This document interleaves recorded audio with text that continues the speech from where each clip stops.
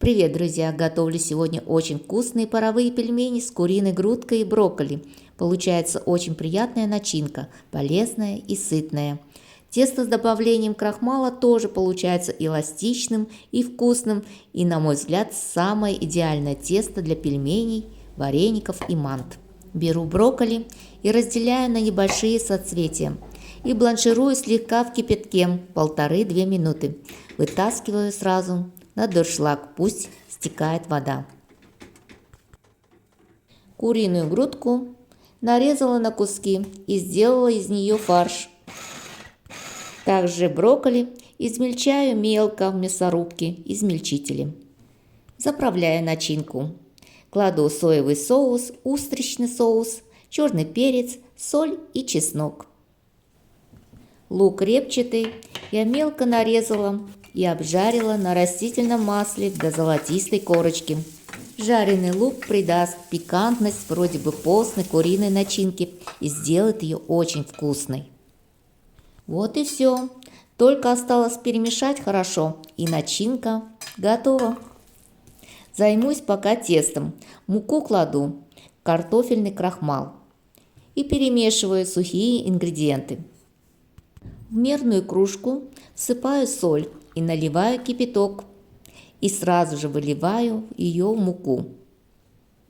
Мешаю сначала ложкой, так как тесто очень горячее. И затем руками вымешиваю тесто. Чтобы тесто и крахмал хорошо заварился, нужна очень горячая вода, выше 70 градусов. Собираю тесто в один комок, кладу в пакет и оставляю так на 20 минут. Вместо картофельного крахмала можно использовать кукурузный, но с картофельным все-таки тесто более эластичным получается, хотя цвет теста намного темнее, чем с кукурузным крахмалом.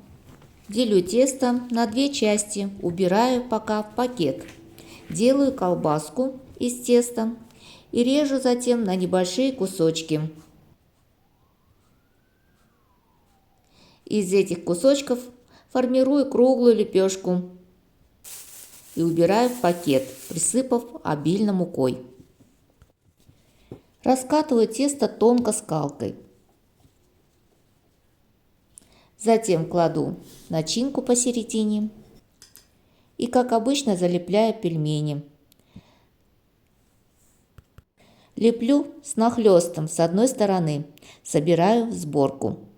Тесто получилось очень мягким и нежным, лепится легко. Получился пельмень в виде полумесяца. Парю пельмени в пароварке. Лист застелила силиконовым ковриком. Парить нужно 20 минут, время после закипания воды. Подаю такие пельмени горячими, с соевым соусом. Будет очень гармонично и по-азиатски. Это нереально вкусно, начинка такая сочная, а тесто тонкое и прочное. Ни один не порвался и не разошелся. Всем спасибо за просмотр, ставьте лайки и пишите свои комментарии. С вами была Наталья. Пока-пока.